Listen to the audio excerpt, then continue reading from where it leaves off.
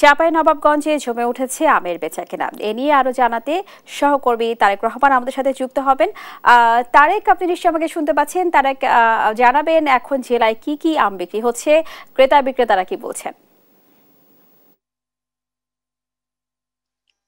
স্নেহা, ধন্যবাদ আপনাকে। আমি এই মুহূর্তে আছি চাঁপাইনবাবগঞ্জ সদর উপজেলার লক্ষ্মীপুর এলাকার একটি আম বাগানে। আমরা এই বাগানে এসে কিছুক্ষণ আগে কিন্তু এসেছি। বাগানে এসে বাগানীদের সঙ্গে কথা বলেছি, ক্রেতা বিক্রেতাদের সঙ্গে কথা বলেছি। এখন কিন্তু আমের বাগানে কিন্তু কর্মযজ্ঞ চলছে। আম নামাচ্ছেন গাছিরা এবং বাগান থেকে কিন্তু অনেকে আম বিক্রি করছেন।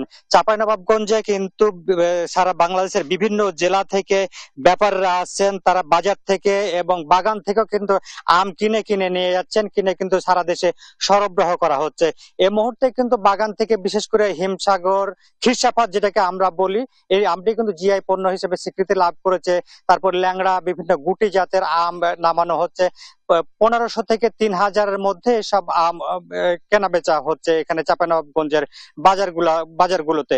এখানে প্রতিদিন প্রায় 2 থেকে 250 কোটি টাকার আম কেনা বেচা হচ্ছে বলে আমাদেরকে আড়তদাররা জানিয়েছে।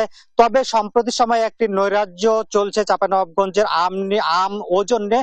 এই আম ওজন জটিলতা নিয়ে কিন্তু সম্প্রতি সময়ে রাজশাহী বিভাগীয় কমিশনারের সঙ্গে আড়তদার, আম চাষি, আম উদ্যোক্তা এদের সঙ্গে কিন্তু বিভাগীয় কমিশনার বৈঠক করেছিলেন। সে বৈঠকে সিদ্ধান্ত হয়েছিল কেজি প্রতি আম কেনার, অর্থাৎ কেজি দরে আম কেনার সিদ্ধান্ত হয়েছিল। সেটি কিন্তু কোনো পক্ষই মেনে নিতে পারেনি।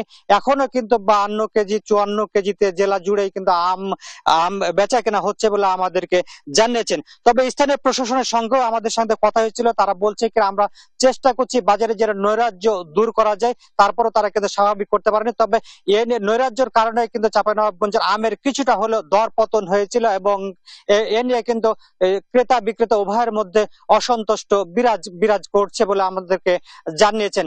আপনাকে যদি আমি আরেকটু তথ্য যোগ করতে চাই, যে চাঁপাইনবাবগঞ্জে এবছর চায়না থেকে বিপুল পরিমাণ এই চাঁপাইনবাবগঞ্জের আম রপ্তানি হওয়ার কথা ছিল। বারবার কিন্তু চায়নার রাষ্ট্রদূত এবং রাষ্ট্রীয় পর্যায়ে কিন্তু দুই দেশের রাষ্ট্রীয় পর্যায়ে কিন্তু সিদ্ধান্ত নেওয়া হয়েছিল, কিন্তু এখন পর্যন্ত সেই কাঙ্ক্ষিত আম তারা নিচ্ছে না। সেই আম চাঁপাইনবাবগঞ্জের চাষিরা কিন্তু বিদেশে রপ্তানির যোগ্য আম তারা তৈরি করেছিলেন। এ নিয়ে তারা কিন্তু হতাশা প্রকাশ করেছেন।